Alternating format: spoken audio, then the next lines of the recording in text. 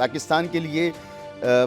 National, international, regional طور پر صورتحال ہمیشہ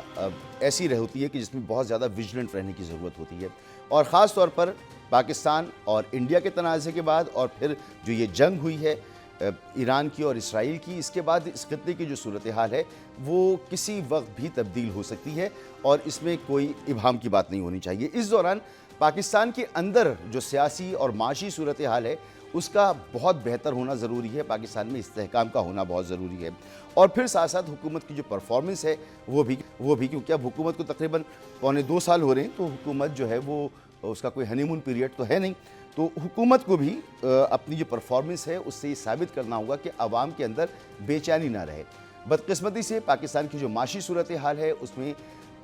عوام کو ریلیف دینے کے لیے حکومت کے پاس کوئی بڑا اسپیس موجود نہیں ہے، اور نہ ہی حکومت کی طرف سے کوئی بہت زیادہ ایفرٹ نظر آ رہی ہے۔ پہلے گندم کا اسکینڈل آیا، اس وقت چینی کا اسکینڈل ہمارے سامنے موجود ہے، وہی صورتحال جو ماضی میں تھی۔ بجلی کے بلوں میں کوئی خاطر خواہ کمی نہیں ہے، اگر کچھ کمی ہے تو پھر دیگر جو ٹیکسز لگے ہیں اس سے انہیں عوام کی کمر توڑ دی ہے۔ یہ دیکھا جا سکتا ہے، اس طرح سے اس کو دیکھا جا سکتا ہے کہ اس بجٹ کے بعد تقریباً 1.5 سے 2 کروڑ لوگ خط غربت سے مزید نیچے جا رہے ہیں، ماہر معاشیات کے مطابق، کہ حکومت کی جو پالیسیز ہیں ظاہر سی بات ہے جکڑی ہوئی ہے حکومت IMF کے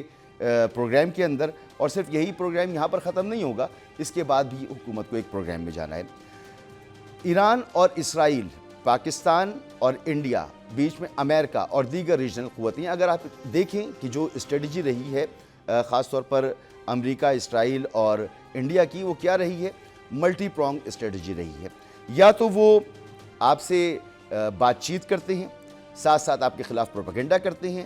پھر آپ پر پابندیاں لگاتے ہیں، موقع ملتا ہے تو حملہ کر دیتے ہیں، اور جہاں ناکامی ہوتی ہے تو پیچھے کچھ ہٹ جاتے ہیں، اور کوئی بعید نہیں کہ یہ صورتحال دوبارہ ڈیولپ ہو جائے جب وہ سمجھیں دوبارہ جنگ کی کیفیت ہو جائے۔ تو اس صورتحال میں پاکستان بھی یقینی طور پر ویجیلنٹ ہے، اور حالیہ بیان جو نیتن یاہو کا ہے کہ اسرائیل ایک آزاد فلسطینی ریاست کے قیام کے حق میں نہیں ہے، یہ اقوام متحدہ اور سیکیورٹی کونسل کی جو قراردادیں رہی ہیں، ان کے جو فیصلے رہے ان کے بھی خلاف ہے، اور جو ایک انٹرنیشنل